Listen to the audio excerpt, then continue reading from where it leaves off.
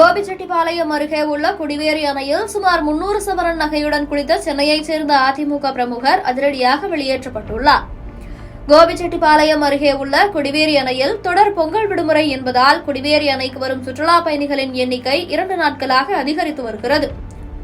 இன்றும் கொடிவேரி அணைக்கு ஈரோடு, திருப்பூர், கோவை, சேலம், மதுரை, தருமபுரி, தஞ்சாவூர் உள்ளிட்ட பல்வேறு மாவட்டங்களில் இருந்தும், கர்நாடக மாநிலம் மைசூர், பெங்களூரு போன்ற பகுதிகளில் இருந்தும் ஆயிரக்கணக்கான சுற்றுலா பயணிகள் கொடிவேரி அணைக்கு குடும்பத்துடன் வருகை தந்தனர். கொடிவேரி அணையில் அருவி போல கொட்டும் தண்ணீரில் பெண்கள் மற்றும் குழந்தைகள் பாதுகாப்பாக பல மணி நேரம் நின்று குளித்தும், அருகில் உள்ள பூங்காவில் குழந்தைகளுடன் உற்சாகமாக விளையாடியும் மகிழ்ந்தனர். அதேபோன்று குடும்பமாக அணையின் மேல் பகுதியில் பரிசல் பயணம் மேற்கொண்டனர். இந்நிலையில் கொடிவேரி அணையில் ஏராளமான நகைகள் அணிந்து கொண்டு ஒரு வாலிபர் குளித்துக் கொண்டிருப்பதாக பாதுகாப்பு பணியில் இருந்த காவலர்களுக்கு தகவல் கிடைத்துள்ளது. இதைத் தொடர்ந்து பங்களாபுதூர் காவல்துறையினர் அந்த வாலிபர் குளித்துக் கொண்டிருந்த பகுதிக்கு சென்று கண்காணிப்பு பணியில் ஈடுபட்டனர். அந்த நபரை சுற்றியுள்ள கும்பலையும் கண்காணித்து வந்தனர்.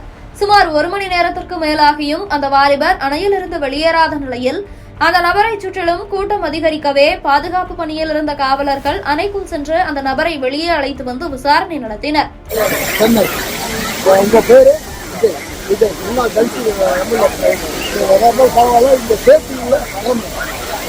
காவல்துறை நடத்திய விசாரணையில் அந்த வாலிபர் சென்னை பல்லாவரத்தைச் சேர்ந்த அதிமுக நிர்வாகி விஜய் என்பதும் பொங்கல் விடுமுறைக்கு கொடிவேரி அணைக்கு குடும்பத்துடன் வந்திருந்ததும் தெரியவந்தது. அதைத் தொடர்ந்து பாதுகாப்பு கருதி அதிமுக பிரமுகரை காவல்துறையினர் குடும்பத்துடன் அணையிலிருந்து வெளியேற்றினர்.